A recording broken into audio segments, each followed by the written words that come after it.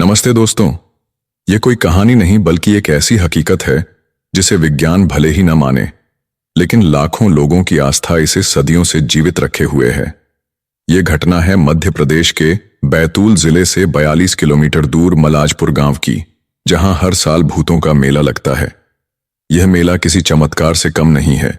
यह मेला मकर संक्रांति की पहली पूर्णिमा से शुरू होता है और बसंत पंचमी तक चलता है। इस मेले में दूर दूर से लोग आते हैं।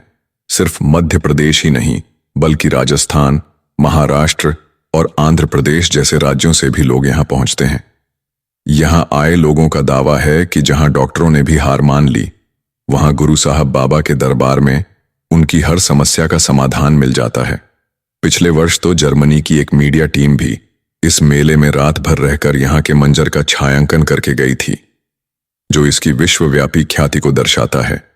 यह पूरा घटनाक्रम गुरु साहब बाबा की समाधि के पास होता है। जिन लोगों पर भूत प्रेत या बुरी आत्माओं का साया माना जाता है, उन्हें सबसे पहले समाधि के पास बहने वाली बंधारा नदी में स्नान कराया जाता है। इसके बाद पीड़ित व्यक्ति को सीधे बाबा की समाधि पर लाया जाता है और यहां जो होता है उसे देखकर हर कोई हैरान रह जाता है। जैसे ही पीड़ित व्यक्ति गुरु साहब बाबा के चरणों पर नमन करता है, वह अचानक झूमने लगता है। उसकी सांसों में तेजी आ जाती है, आंखें एक निश्चित दिशा में स्थिर हो जाती हैं और हाथ पैर ऐंठने लगते हैं। उस व्यक्ति में इतनी ताकत आ जाती है कि उसे संभालना मुश्किल हो जाता है। यह नजारा देखकर लोग कहते हैं कि यह बाबा का चमत्कार है। पूजा अर्चना शुरू होते ही पीड़ित व्यक्ति के मुंह से खुद ही एक अदृश्य आत्मा अपना परिचय देती है और उसे छोड़ देने की प्रतिज्ञा भी करती है। इस दौरान वह आत्मा बाबा के चरणों में दंडवत प्रणाम कर माफी मांगती है। यहां आने वाले हर भक्त का यह दावा है कि प्रेत बाधा से पीड़ित कोई भी व्यक्ति यहां से खाली हाथ नहीं लौटता। इलाज के बाद जिन पर भूत प्रेत का साया होता है, वे यहां एक पेड़ की परिक्रमा करते हैं। शाम की पूजा के बाद जिसे कोई समस्या नहीं होती, वो सीधी दिशा में चलते हैं, लेकिन जिन पर भूत प्रेत का साया होता है, वे विपरीत दिशा में परिक्रमा करते हैं। यह मेला गुरु साहब बाबा की याद में लगता है, जिन्होंने 1770 में इसी वृक्ष के नीचे जीवित समाधि ले ली थी।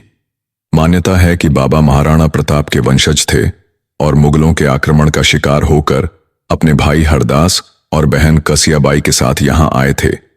चिचोली में बाबा हरदास की समाधि है, जबकि मलाजपुर में गुरु साहब बाबा और उनकी बहन कसियाबाई की समाधि बनी हुई है। बाबा के भक्तों में ज्यादातर यादव समाज के लोग हैं, जो सदियों से इस गांव में रह रहे हैं। इस मेले का सबसे बड़ा रहस्य तब सामने आता है जब कोई व्यक्ति पूरी तरह ठीक हो जाता है। ऐसी मान्यता है कि ठीक होने के बाद उसे यहां गुड़ से तौला जाता है।